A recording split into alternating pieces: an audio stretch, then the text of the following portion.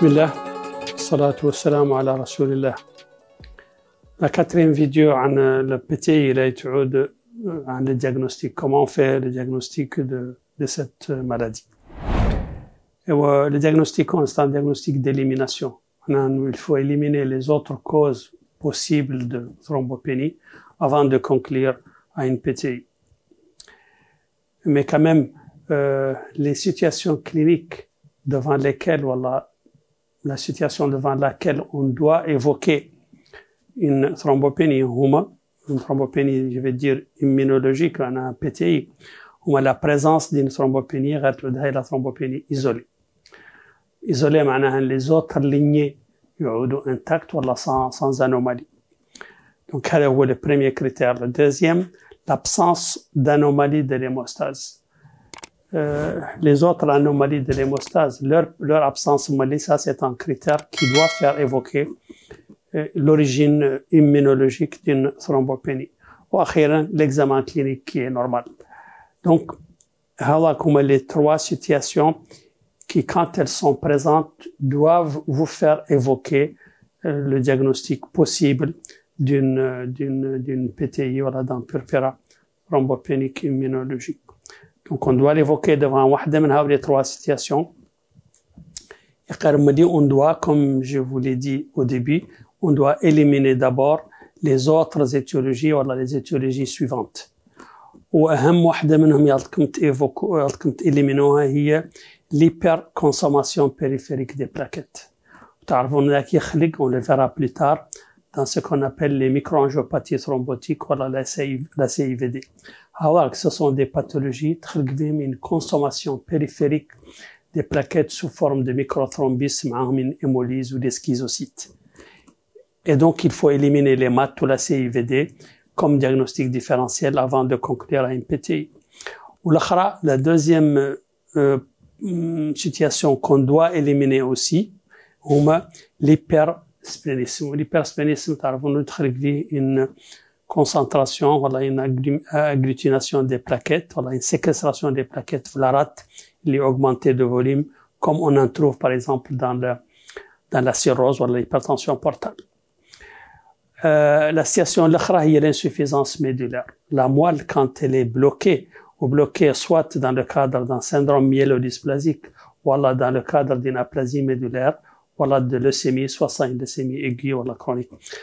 Les trois situations, une insuffisance médulaire qu'on doit éliminer pour ne pas, pour évoquer, voilà, pour faire un diagnostic d'une PTI. Parce que c'est un diagnostic d'élimination. La thrombopénie constitutionnelle, donc, il y a des enfants qu'on doit évoquer, la survenue d'un enfant de moins de 18 mois, par exemple. Voilà, la thrombopénie mais trop profonde par rapport aux signes hémorragiques. Voilà, des antécédents familiaux.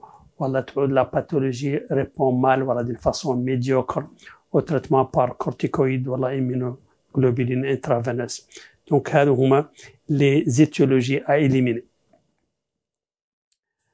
En plus de situations dans lesquelles, quand elles se présentent, nous font évoquer la PTI, en plus de l'élimination des diagnostics différentiels, on doit aussi chercher ce qu'on appelle les arguments en faveur d'une PTI secondaire.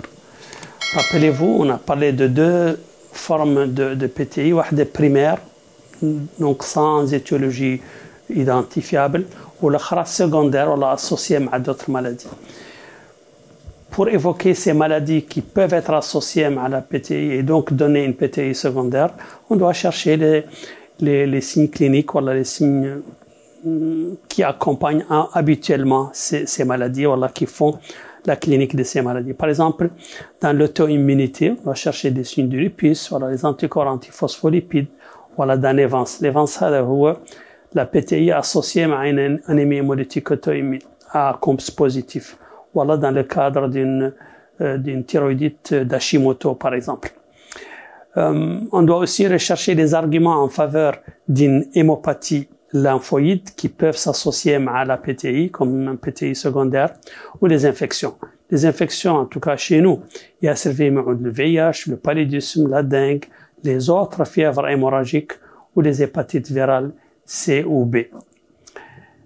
Les médicaments aussi peuvent s'associer à une PTI secondaire, ou particulièrement l'héparine, qui est responsable d'une pathologie identifiée comme étant la PTI, le purpura, la thrombopénie induite par l'héparine, les heparin-induced thrombocytopenia. Les médicaments comme les antibiotiques, les INS ou les IPP. Une thrombopénie immunologique peut être associée à l'alloimmunisation. Ou l'alloimmunisation est d'origine transfusionnelle ou fœto-maternelle. Les examens complémentaires systématiquement, on doit les faire tout le temps. واحد منهم هو l'animation ولا l'hémogramme ويعود sur un type citraté pour ne pas pour corriger une éventuelle fausse thrombopénie à l'aide d'état, comme on en avait déjà parlé. Donc l'animation, elle va identifier d'une part la thrombopénie, et surtout elle va éliminer les autres probabilités. La première situation dans laquelle on doit évoquer une PTI, c'est la thrombopénie isolée. Les globules blancs ou les rouges sans particularité. Le frottis est très important.